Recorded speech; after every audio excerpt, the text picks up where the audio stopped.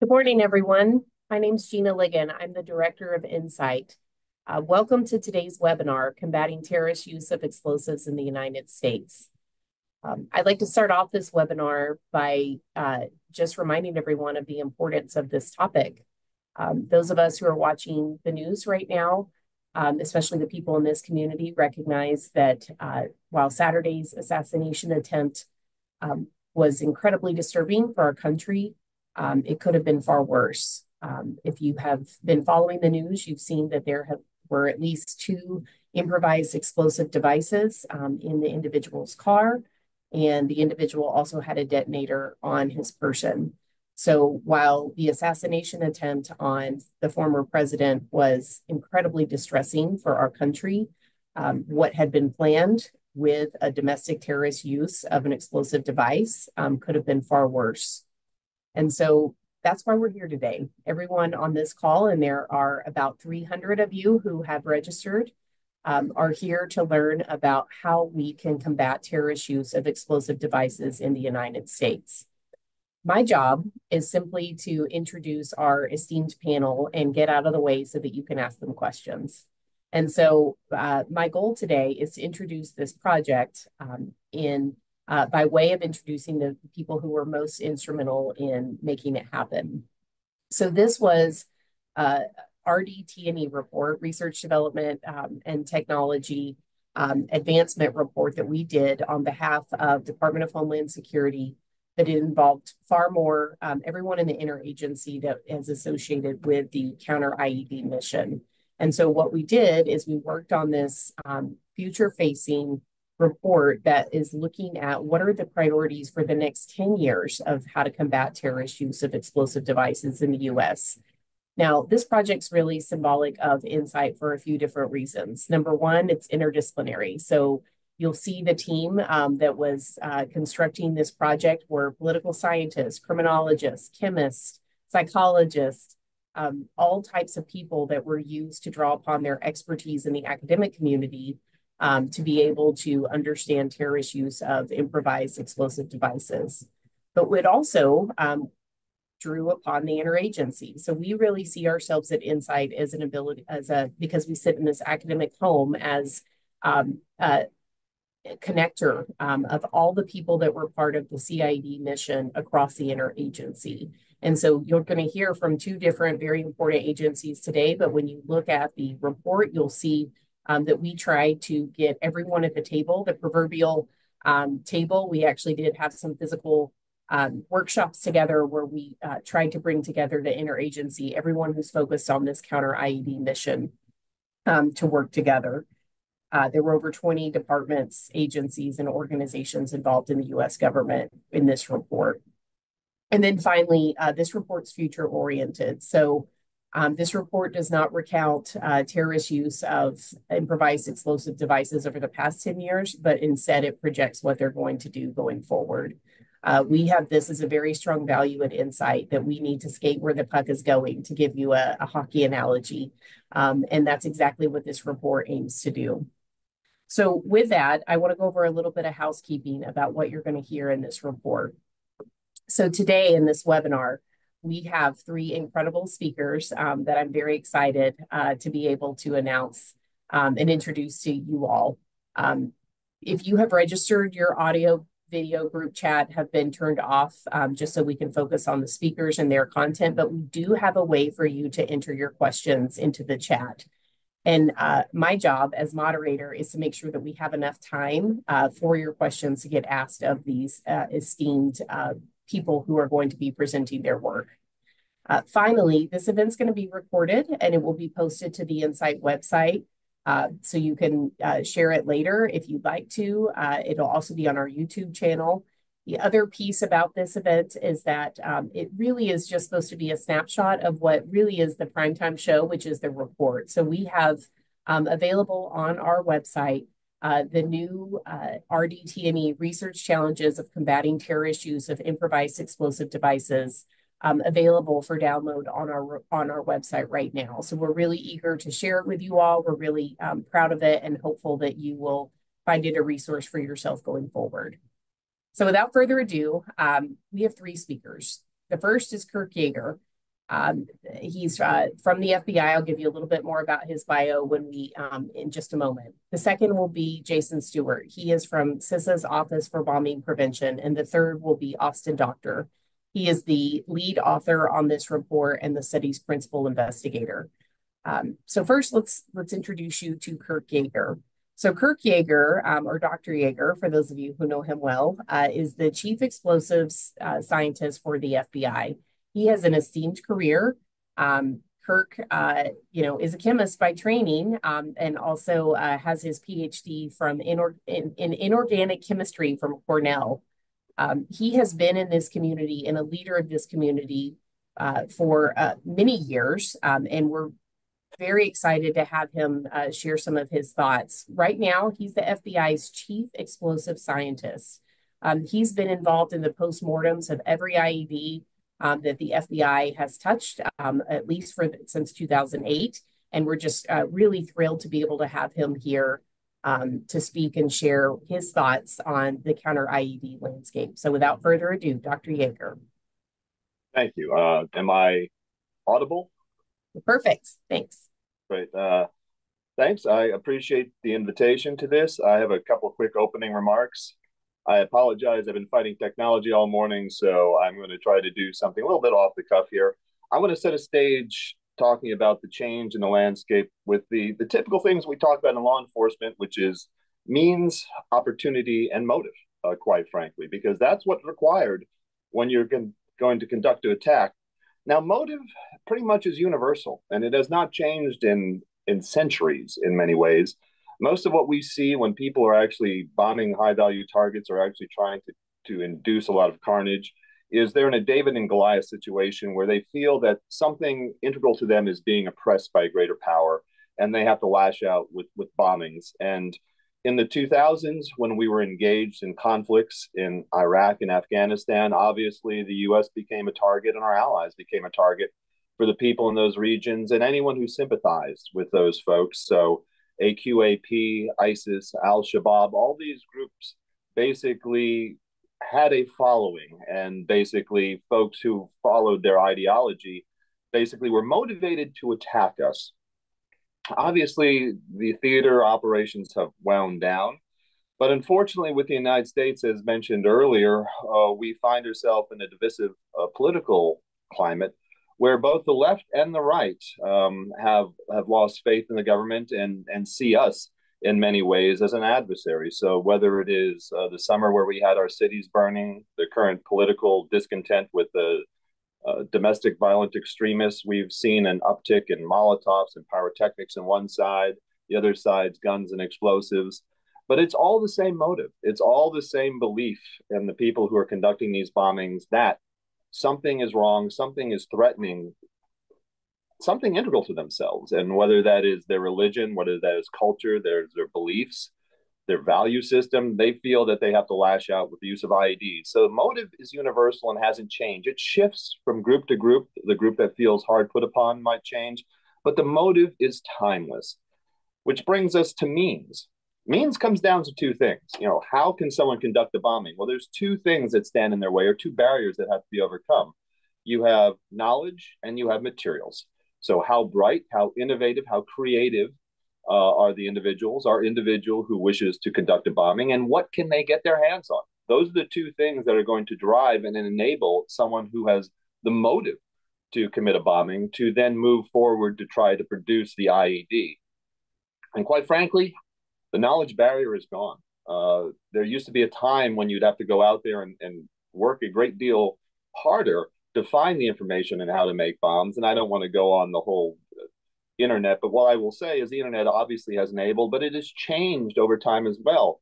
Something as simple as search engines have now become social media, and social media reaches a broader number of people, and it enables a broader number of people to become content providers. So we see more people promulgating bomb making information because we have the social media set up where they have an audience to move forward and to give this information to. So the knowledge barrier that used to be there pretty much is gone. And now we have things like ChatGPT, which are basically a robotic librarian, for a very simplistic way of looking at it, that will actually collate and put information in a nice bow tie package for you so that you have the ability to find knowledge much more easily. Materials, on the other hand, sadly have also increased in access. You know, many years ago, we didn't have exploding targets. Right now, we sell bomb-making kits ostensibly. We had CFATs that actually gave us at least a little bit of oversight over people who had bulk amounts of material. The languishing renewal of CFATs is going to give more materials to people. Additive manufacturing is allowing a greater flexibility in producing componentry as well. So if you're looking at motive, that hasn't changed. If you're looking at means, it's increased. Opportunity, that's the last thing. Sadly, opportunity has increased as well. We look at opportunity from the security standpoint is how do we keep bad guys from doing what they want to do? How do we secure locations from an airport, which is a very valuable target, to a concert, which is a soft target? The opportunities have increased as well with the advent of the unmanned aerial system, because the security perimeters we used to be able to utilize to protect these targets now have been overcome by technology. So that has given opportunity gains. So we find ourselves in a situation, sadly, where all the things that have promulgated bombings have now basically moved in the direction of favor of an adversary in many ways. And the FBI obviously is concerned about this. And we, you know, what do we do to address this? Well, we have a whole variety of programs I obviously don't have time to go into. We've created a whole facility in Huntsville, Alabama, called the TDEC Improvised Explosive Detection and Synthesis Center, where we focus on studying new terrorist threats. We make explosives, we test them, we look at their stability for our bomb techs, so they know how to handle them. We look at how they can be weaponized. And finally, we look at their detectability to figure out how we can keep people from getting these explosives into places that we don't want them. And we've looked at, over the last 10 years, erythritol tetranitrate, silver fulminate, urea hydrogen peroxide, dinitrophenyl, tetramine copper nitrate, all these new explosives that emerge in these chat groups and other venues where people can communicate with each other. As we see this information readily flow, we have to look at it and we have to understand the threat that truly poses. We have outreach programs with our partners at DHS. Operation Flashpoint is a prime example, where we try to go out and talk to the community that sells chemicals and the materials, to make them aware of the dual use of these materials and to give them a little bit more impetus to be security conscious on them. We have global outreach within the FBI. I think the most important thing is we feel it's very important to bring everyone to the table that's involved in this fight. We have traditionally law enforcement. We have Department of Defense. We have the intelligence community. And we have the academic and scientific research community that are our partners in this fight, because the FBI is not in the business of advanced research. That's not what we do. We are a user of this. Now, we can set forth requirements and we can say these are our problems. But at the end of the day, we're counting on the smart folks out there in academia and national labs and commercial endeavors to solve the problems, to help us in this fight. And finally, in terms of how the government works together, the Joint Program Office, where all the USG entities that are engaged in this fight, we have tried to keep that energized and we've tried to keep that moving forward. And that's about my 5 minutes to give kind of an overview. Thank you so much, Kirk, and we'll hear from you. I wrote down about 4 questions that I want to ask you. So we'll see if I can get all mine in with all the audience questions, but we'll hold the questions until we hear from our whole panel to set the stage. So next, I'd like to introduce Jason Stewart. So Jason has a lot of acronyms behind his name, so I think it's helpful to spell them out for people who may be less familiar with this mission. But Jason is the lead strategist for the Office for Bombing Prevention's policy office in the Cybersecurity and Critical Infrastructure Security Agency. And so what that means is that he is in charge of really supporting the President's Policy Directive 17, which is all about countering improvised explosive devices, and really working with what Kurt described as JPO, the Joint Program Office, about how to integrate this mission across all these different federal agencies. What I think is also really cool about Jason is that prior to joining CISA, which is part of Department of Homeland Security, Jason actually served as a subject matter expert for Department of Defense and Department of Justice on the EOD mission. And so for anyone who doesn't know what EOD is, it's the Explosive Ordnance Disposal Mission. And so Jason literally is the person who knows about how to dismantle an improvised explosive device in a lot of different AORs, areas of responsibility for the US government. So I couldn't be prouder to welcome him to share his perspective on this report and this project and the counter IED mission. So with that, Jason, love to hear from you. Hey, thanks, Gina. Definitely, appreciate your team taking up this challenge with the grand challenges. Like you said, Presidential Policy Directive 17 is kind of where we got our start with this project. Dr. Yeager mentioned, we're part of the Joint Program Office for Countering IEDs with our partners in the Department of Justice, State, ODNI, and several others. One of the, pieces of implementing Presidential Policy Directive 17 was that, under one of the strategic goals in the implementation plan was prioritizing and coordinating research within the United States and then with our allies as well. I had no knowledge of the 2008 report before kind of coming on board with Office for Bombing Prevention. And this, kind of fell in my lap. We submitted a proposal to our teammates over at DHS&T, and they really picked it up and then assigned it to NCITE. Kind of looking at the NCITE proposal, one of the things I had to review as a kind of a technical review was the list of folks supporting this project, if they're adequate, and it was PhD after PhD in different specialties. So I had no problem, signing off on that. I think if you look at the report, and for our audience members, see a lot from the DHS-IED working group who helped make this happen, along with our partners across the counter-IED community. It's really great. What really, I think, sets us apart is, we did bring in some state and local folks. New York State stepped up and helped tremendously, providing some subject matter experts as part of the project. Is the color of the document is red, right? So it really contrasts to all of the great solutions, within DHS and the Department of Justice, which kind of have that blue hue to them. But, if you look at this, you pick up this report, it's that very, that red kind of stands out with the imagery. Just to me kind of signals that there's some challenges.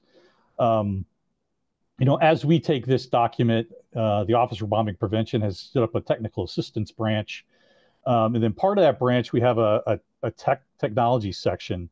So where they're looking to promote, develop new technologies and methods for advancing bombing prevention, and then kind of enhancing those response capabilities, especially with our public safety bomb technicians and those public safety bomb squads across the nation. And then also kind of increasing our stakeholders' the awareness of like new technologies and coordinating those technologies. A good example, we worked with DHS S&T and the Army's Corps of Engineers Research Lab, where we deployed some global war on terrorism technology, that was at the NFL draft. So it's, kind of a barrier in a container, and then some vehicle control point access technology. So great kind of, taking some of the stuff that would have been used on the battlefield and, supporting our special events and other stakeholders across the United States. So that's all I got. I'm going to yield some time over to Dr. Thank you so much. And we will hear more from you during the Q&A. I'm very interested in some of your operational background, Jason, and how that informs your role where you are right now. So we'll make sure and get some questions. We won't let you off the hook just yet, but thank you for giving an introduction to your role and what you're doing to use this report. Next, I'd like to introduce our third and final speaker for today before we get into the Q&A, and this is Professor Austin Doctor. And Austin is our Director of Counterterrorism Operations and Research Initiatives here at NCITE. And so if you all know NCITE is the Office of University Programs Center of Excellence for Terrorism Prevention and Counterterrorism Research. This report, as Jason alluded to, was commissioned by Office of University Programs. So they get research gaps from the operational community, and they use science and technology funding to be able to support people like Austin to think big and to think about things in his academic institution, which is here at the University of Nebraska at Omaha, and to be able to collaborate across experts in this space. And so Austin is particularly well suited to do this and lead this project. He's a non-resident fellow at West Point's Modern War Institute. He's also a fellow at the University of Nebraska's UARC, our University Affiliated Research Center, which is the National Strategic Research Institute. That UARC's mission is countering weapons of mass destruction. And so they have a great deal of bench from the DoD side, looking at counter IED mission and what's new and what are some of the research initiatives going on there. That is their specialty. So Austin was able to bring together sort of the academic community. He also reached out to one of our sister COEs, Sentry, which is the Center of Excellence for Soft Target Protection, and got some of their SMEs, Jimmy Oxley, a lot of you are familiar with her, to be able to be part of this project. And so Austin is a great connector. He's not only a subject matter expert in his own right of how terrorists use new technology. He's got several projects on geospatial and unmanned aerial systems right now, but he also knows everyone in the field in this space and can really put together a great team. So I'm really excited to hear from Austin to talk about some of the academic work that went into this report. So we'll turn it over to you, Dr. Doctor. All right. Thanks, Gina, and good morning, everyone. This is a privilege to join Kirk and Jason to talk about this important topic. In my brief initial comments, I just want to provide some context on the terrorist IED threat to U.S. Homeland Security, and also highlight how this research challenges report speaks to where the scientific community can really serve as a force multiplying partner to the counter IED workforce. But first, if everyone would just humor me, I'd like to give a shout out to our project team, because this was very much a full team effort. On the NCITE side, grateful to Sam Hunter, Gina Ligon, Angie Benda, Lauren Moss, for your brain power and work and the expertise that you brought into this effort. Gina mentioned our colleagues over at NSRI. I'm grateful for Wes Carter and Dan Polanski, as well as our colleagues at University College London, Paul Gill and Phil Doherty, and last but certainly not least, our colleague at University of Rhode Island and Sentry, Jimmy Oxley. It also should be said, we couldn't have done this without the close support of DHS S&T and the CISA Office for Bombing Prevention. There really are so many others across the interagency that are also driving this important work. I think about the FBI TDAC team, U.S. Army C5 ISR or NGIC, the ATF bomb data center, the NCTC JCAT team, the folks working across the DHS IED working group. Those are people like Anna Tedeschi and the S&T Explosives Threat Assessment Program. I really could go on, but the point here is that there are a lot of people working on the front lines and behind the scenes to keep Americans safe from terrorist use of explosives. Okay, so why is this report necessary? In short, and this ties into comments already made by Kirk and Jason, it's because terrorists across the ideological spectrum continue to look to improvised explosive devices to cause destruction, to cause harm, to cause disruption. These were underscored by Kirk and Jason in their opening remarks. The threat is evolving as violent extremists are developing new methods of IED design and use. And there are legacy challenges that are still unresolved. There are also new challenges that are emerging.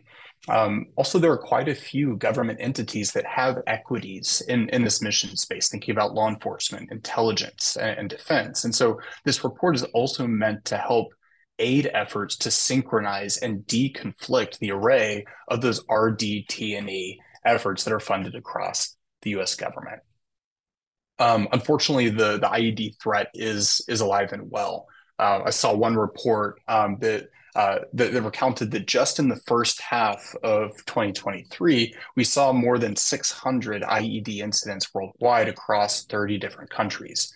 We're seeing that in the United States, not those same numbers, but in the United States as well. The United States hasn't experienced or doesn't experience an attack like the OKC or the Boston Marathon bombings every year. But I want to underscore that that's not a result of lack of trying on the side of terrorists. It more reflects the diligent work of U.S. intelligence and law enforcement. And we know from public reporting that a number of plots have been thwarted over the past decade. Just as an example, 2 days ago, DOJ, Department of Justice, announced that prosecutors had charged a self-proclaimed neo-Nazi leader for allegedly recruiting persons to conduct bombings in New York City. And as Gina mentioned in her opening remarks, and I'll say with the big caveat that the ideological motive and the presence of an ideological motive is still unclear. What we know is that the would-be assassin last weekend had multiple improvised devices in his vehicle and residence with a transmitter on his person. And so this is the context that's surrounding this report, which is meant to identify where research efforts supported by the scientific community can be best organized and focused on operational challenges that are urgent and important. And we've labeled these as grand challenges. You can see the 10 grand challenges identified in the report that really serve as the core structure of the study shown here on the slide. I won't read them all verbatim, but just to highlight a few. Things like soft target protection, up-to-date and future-oriented characterization of the IED threat landscape, standoff detection, information management, and sharing. And so we've structured each section of the report around these grand challenges around three sort of subparts. First is to provide background and understanding of the underlying need. Second is to describe practical constraints or enablers within the relevant operating environment. And third, we propose new ways forward through which funded research, science and technology initiatives can be used to combat and ultimately prevent the use of IEDs. I'm not going to be able to cover all 10 of these at length, at least in full in this limited time. So instead, let me hit on two cross-cutting insights that came from our study. First is recognizing the nexus of the human and technical dimensions of the IED threat. This is about precursor chemicals. This is about bomb-making materials and emerging technologies. The problem set is also about the ebb and flow in violent extremist ideologies.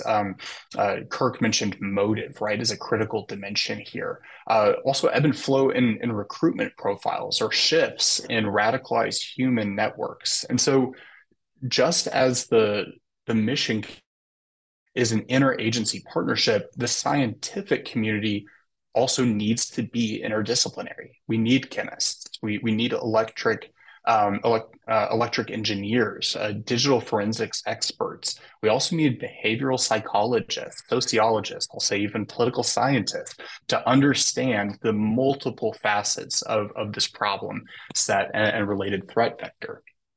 The second cross-cutting insight that came across this report and really is represented a number of these grand challenges is the need for a common vocabulary and a systematic process of data collection, information sharing, and management as being essential, right? Because this can help to facilitate proactive threat identification, joint sense-making, accurate analysis, coordination, and collaboration across the interagency. And I'll also emphasize here across federal, state, and local partners that all take part in the counter IED mission. I think that the lexicon provided by the United Nations Mine Action Service is a really good start here, something that can serve to provide that foundation for rapidly sharing relevant information during an incident and across those levels of government. This can also help, I think, for example, with engagement with retail owners and operators, or even public education around identifying suspicious activity.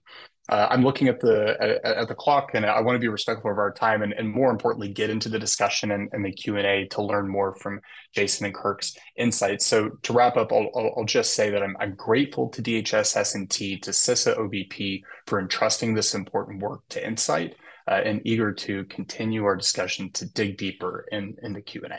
Thanks. Great. Thank you so much, Austin. If I could ask all of the speakers to turn on their cameras. We do have some questions in the Q&A. And so if you have a question, audience members, you just simply type your question in the Q&A, and I will ask it if there is time. And if not, we can certainly get your questions to the presenters. The first question that we have is actually from the Chief Scientist at Department of Homeland Security, Dr. Sam Howerton, who is a chemist by training. Thank you for joining, Dr. Howerton. So he asked a great question. I think it might be more for Jason and Kirk. And his question is, what changes, if any, are needed for the underlying risk framework used by DHS and DOJ, not DOD, DHS, DOJ, as the threat evolves in terms of chemistry, actors, motivations, et cetera? So question from Dr. Howerton, any changes needed for the underlying risk framework that we're using right now in domestic agencies? And I don't know if Jason, if you'd like to take a crack at that first, and then we can turn it over to Dr. Yeager. I've only been with DHS for a few years, and this project's been a good chunk of that, but I'll take a stab at it. I think definitely, staying agile, kind of understanding the threat. I've always been, in the back of my mind, the adversary always has a vote in what you do. Just at the start of this project, right, artificial intelligence wasn't even on the radar, right? By the end of it, everybody's talking about, the capabilities of AI and what it can do, and then also kind of what the nefarious uses. So I think definitely staying ahead of the game with the threat as it evolves, but not forgetting the old reliable tools and techniques of, the kind of simple IEDs and their effects, right? So it's not always a sophisticated IED. It could just be something simple. It's up to the imagination, willingness, and kind of the resources available, and the knowledge of the bomber, right, of what they want to do and what their target is. Hope that answers the question. Yeah, would you have anything to add, Kirk? I think the risk framework overall, the foundation is fine, but it has to be revisited on a regular basis, especially how quickly technology evolves. And as Jason mentioned, the old standards have not changed. In the US, we're lucky and unlucky at the same time, in that it's so simple to get different componentry to make devices and the materials that we don't see a lot of advancement. But with things like the UAS systems that basically circumvent our security protocols, that has to be integrated into risk now. So I think we have to look to places like the Ukraine and Israel that are involved and engaged in more advanced conflict, and look at what they're seeing to prognosticate ahead to how we might want to adjust the risk framework moving forward into the next decade. No, that's helpful. We have a question that I think is related to something Austin mentioned, but I think I'd love to hear from the government folks about, and this is from Brian, who's a member of the UNMAS threat mitigation team. And so Brian asked about the grand challenge related to information sharing, and what recommendations does the team have about classification challenges across organizations? I know, Kirk, it's like your whole career has been this, but do you have any recommendation for this particular challenge about information sharing, or does the report speak to that? So Austin, you could also talk about that as well, but let's ask Kirk and Jason and then Austin their thoughts. Yeah, classification issues become a huge hurdle, and places like the JPO, where we're all supposed to get together and address these issues, have to be strengthened, and we have to make a concerted effort to get over the problems that we've had. I don't have a solution, but that is something for information sharing that has to be done. We tried it in TDAC. We brought people together with their own systems in that, but that's a microcosm. We need to do it at a broader level with architecture put in place that makes it easy moving forward in the future, because the bad guys don't really have to follow rules, and it gives them a hell of a step up on us. Jason, any thoughts? Yeah, I agree. It's always been a challenge. I was an advisor to the Iraqi Federal Police, EOD, standing up their capability.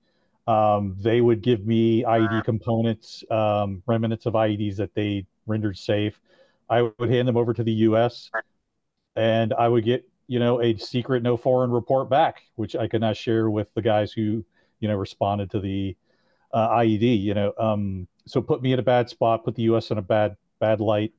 What I really do, I think DoD is on the right track with collected explodable material, where Dr. Esper, when he was Secretary of the Army Defense, he made everything unclassified, right? So when they collected it to include IED material, it starts out unclassified, right? So it's really, I think, opened up quite a bit of like battlefield exploitation, which is kind of a key component of this cycle of developing countermeasures against IEDs.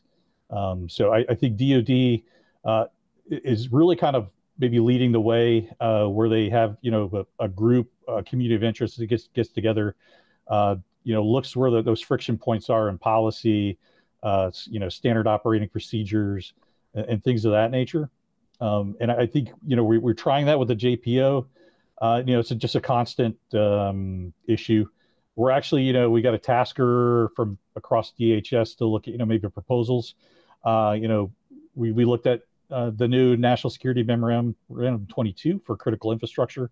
It talks about sharing information with and intelligence with our stakeholders, as well as, PBD 17, reiterates that we have to do this. So we're in the process of putting together a little proposal, maybe do some research. What are some solutions we could get to? So more to follow on that one. Yeah, and I know, honestly, you having like JCAT from NCTC as part of this group, I mean, their whole mission is about pushing information out. I know CISA's Protective Security Advisors does a great job of pushing information out, at least to critical infrastructure owners and operators. Austin, any thoughts from you about this from an academic standpoint about that information sharing challenge? Yeah, Gina, and thanks for the question. First thing I'll underscore is that this issue was flagged in nearly every discussion that we had across this 2-year project. It was and it's the reason why it's been identified as one of the top 10 grant challenges featured in the report. And this is feedback and a demand or a need recognized by persons we spoke with at the policy and strategic level, operational and tactical levels. So the need is certainly there. You mentioned JCAT, Gina. I think that's a really great example of a team that's doing really important work in disseminating best practices across different levels of government and the interagency in an unclassified format. I'm also encouraged to see information sharing platforms like the DHS Expert platform and system that's recently been established to help move this forward. In terms of the scientific community and where we can help serve as a partner in mitigating or addressing this need, I think in a number of ways. And these are identified in the report. One of which is to actually study and provide guidance on the best practice of collecting, managing that systematic information and helping to develop those platforms. And then from a teams and collaboration standpoint, drawing from an interdisciplinary framework to identify the pathways and mechanisms by which information can be shared most effectively. Thank you. Academia, one of our roles is to generate, store, and share knowledge that we generate. And so I feel like reports like this is a really important mechanism to be able to bring people together so they know each other and can have that kind of interagency dialogue with academics as well. We are getting a lot of questions, so I'm going to ask another one from the audience. I just want to do a quick shout out for the Tripwire program at OBP. That we do a lot of information sharing through that. So right, thank you. That's a great example of information sharing across classification systems as well. So thank you for bringing that one up, Jason. Sorry, I missed your hand. Okay, so I want to get a question in. This is Lauren. She is a fellow at NSRI. And so NSRI is our UARG. So this is a graduate student. And she is asking, and she was also in full disclosure involved with this report when she was here at NCITE. But she's asking, in light of recent events, what's being done to improve soft target security in open air, crowded spaces, and what developments can we expect to see in the future? So I'd like to probably start. I know this was the #1 challenge in the grand challenges here. So I think all of you can speak to this, but I do want to start with Dr. Yeager, simply because I met you, if you recall, at Sentry's ADSA meeting, and that particular Center of Excellence is all charged with soft target protection. And so I know you are very well versed in what's happening in academia, but also in the government for soft target protection. So any thoughts you can share with the group about what's being done to protect soft targets and open air events specifically? Yeah, and you mentioned Sentry. That was the first thing I was going to go to. And Jason obviously is DHS, but the DHS creates centers of excellence like NCITE of that nature. And recognizing that soft targets are one of the largest problems that we have, they've created a whole center looking at that. Now, that is a daunting task because it can encompass anything from an open air event to literally a high school or a middle school, theaters. And so it is very problematic. It is being looked at in a concerted effort by a center, dedicated center right now. So that's what we're doing. We're trying to get the best and brightest to come together to figure out what can be done in a reasonable fashion, in a pragmatic fashion. Again, FBI is engaged as a user. We don't do research in that area, but we're certainly partnered in. Thank you. Jason, any thoughts you'd like to share with Lauren and the team about? I think, there's no silver bullet, right? We like to say that. Definitely, we do have our CISA field force, our protective security advisors, who are kind of the reach back to, some higher level capabilities. If it's kind of beyond what they can do, we're involved with a lot of our stakeholders already in the different sectors. Also, OBP has a lot of free training that we provide, in person, online. So it's really kind of the folks on the ground kind of identifying, maybe recognizing the threat, doing the risk analysis, and kind of who are the best folks we need to reach out, maybe fulfill, address those gaps we see. Yeah, and I think I'll give a shameless promotion for a webinar we have next week, which is with Inter, the chief of the National Threat Evaluation and Reporting Office, and a BTAM team, which is a Behavioral Threat Assessment and Management team in Arizona. And they're going to present exactly what Jason just talked about, which is how these on-the-ground community-based threat assessment teams might be part of protecting those open-air soft target spaces. Austin, would you have anything to also add about what we're doing to protect open-air soft target and what research is needed in this space? Yeah, absolutely. And maybe I'll emphasize more on the latter part, because this is a key feature of the report. It's list soft target protection is listed as the first grand challenge. I think appropriately, because again, similar to information sharing and the needs around that, operational challenge, soft target protection was recognized across the board as an urgent and an important need.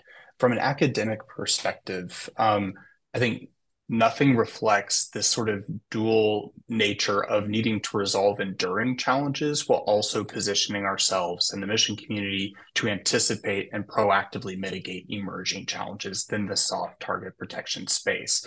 Standoff detection, right, in crowded spaces, public open air spaces, is incredibly challenging. One of the ways that the academic community, I think, can help based off of really its core competencies, right, is identifying, is through things like red teaming exercises, right, threat forecasting, trying to identify, again, like you said earlier, Gina, where the puck is going so that we can help develop conceptual frameworks, theoretical explanations, but also rigorous evidence base for helping to support efficient and effective proactive solutions. So I think that downrange thinking and solutions, that's a big way that the academic community can support.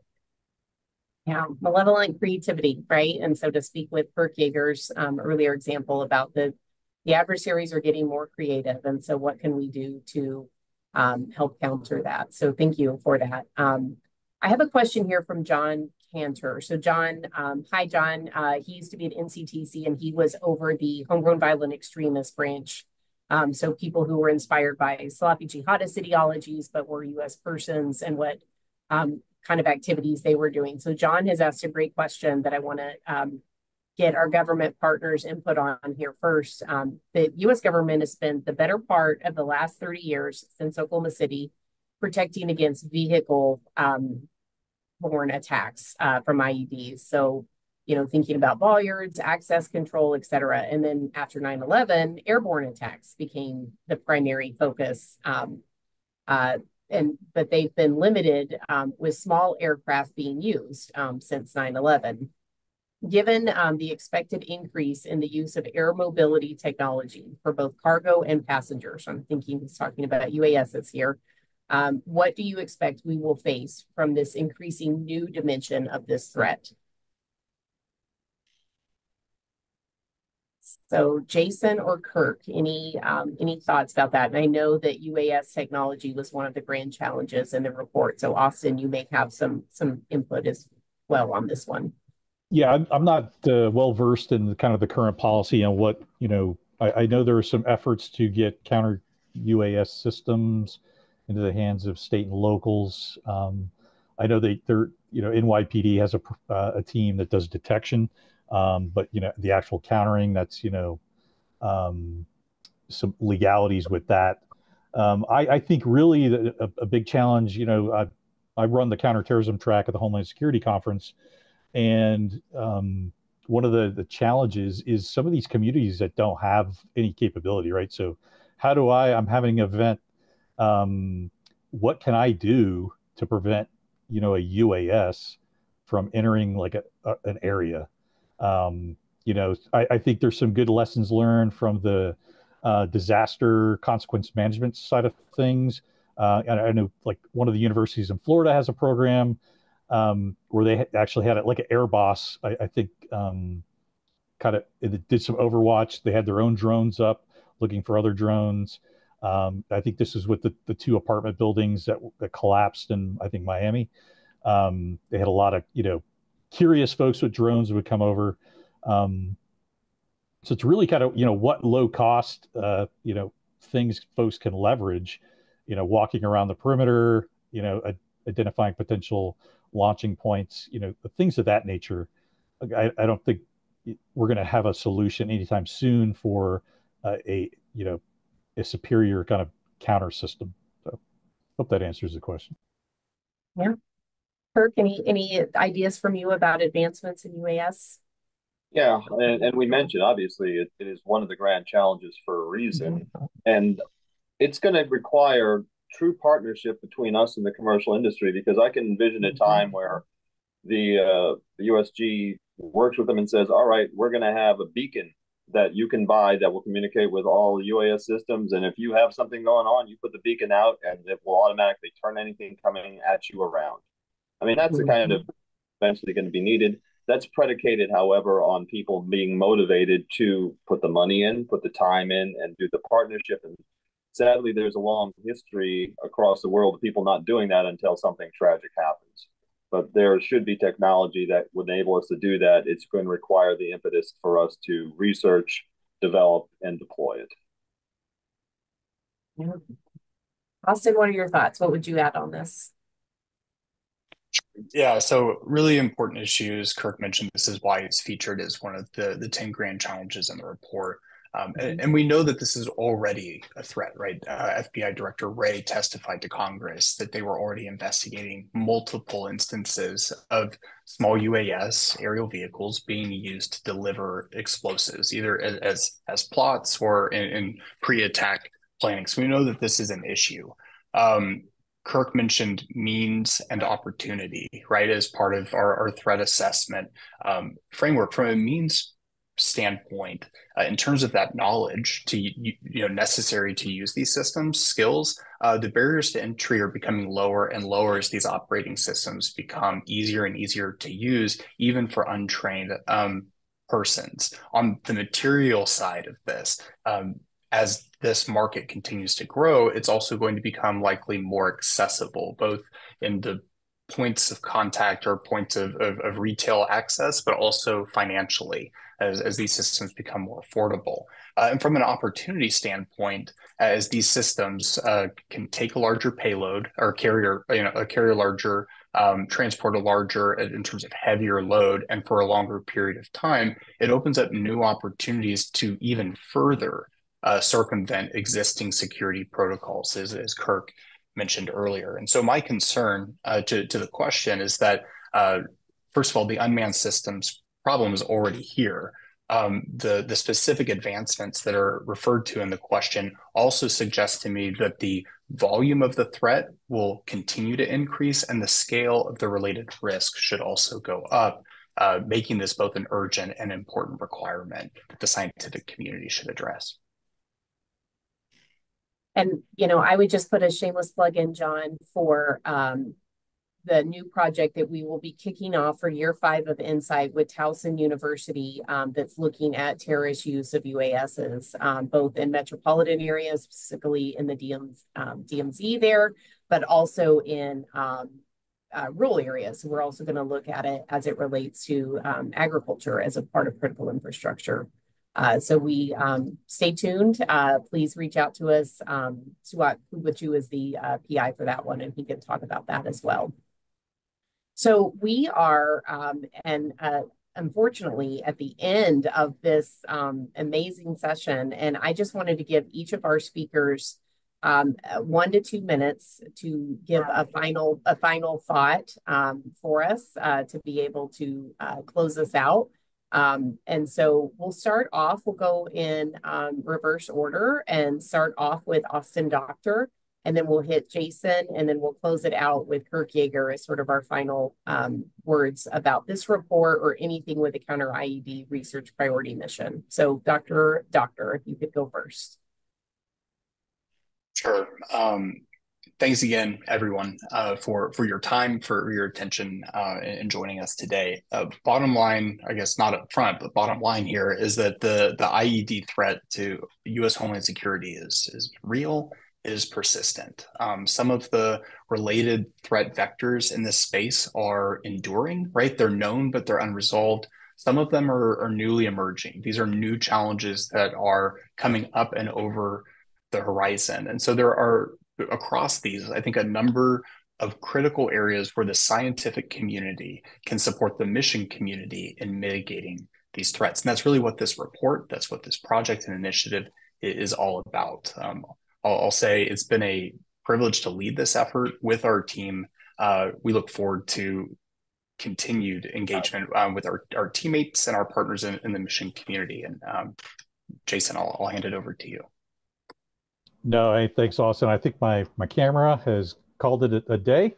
So I was, definitely appreciate everybody's time and effort in making this happen. I think it's great. It's a good, starting point again for us.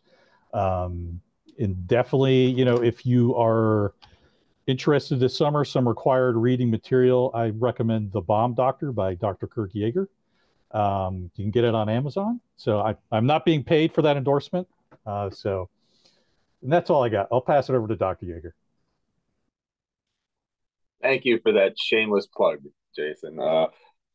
Basically, in closing, my comments are pretty basic. And as I'd like to stress what Austin said, things come and go. Our concern about IEDs peaked during our conflicts in Afghanistan and Iraq, but they're a constant threat. At the end of the day, bad guys are going to use the most readily available tool that they have at their disposal to put forth their discontent, for lack of a better term. Bombs are the go-to tool. They have been for hundreds of years, and they will continue to be. The only thing that has changed is technology has allowed a greater diversity of ways of producing these devices. And so technology is expanding rapidly as it has, and that just gives more opportunity to our adversary. At the end of the day, what it comes down to is we work in partnership. None of our organizations across the USG can do this alone. In fact, the USG itself can't do this alone. The state and the locals in the USG can't do this alone. We need our academic partners. We need our scientific partners. We need our commercial concerns. We need everyone who has an equity in this fight to come together to work towards resolution of these problems. This document is pretty much a call to action. It gives you, if you're not familiar with the playing field, it gives you an understanding of what our greatest challenges are. And I throw down out there the challenge for people to come up with resolutions for even a small portion of these challenges. And I appreciate the work that NCITE has done. I appreciate that DHS has funded this effort, and I wish everyone the best. Thank you so much for that. And thanks for your time today. We could show the last slide of how to get the report. I know we dropped it in the chat, but on our website, you can get this resource, but you can also follow us on social to get any other webinars that are coming up. As I mentioned, the one next week is about behavioral threat assessment management teams, very relevant to what we're talking about today.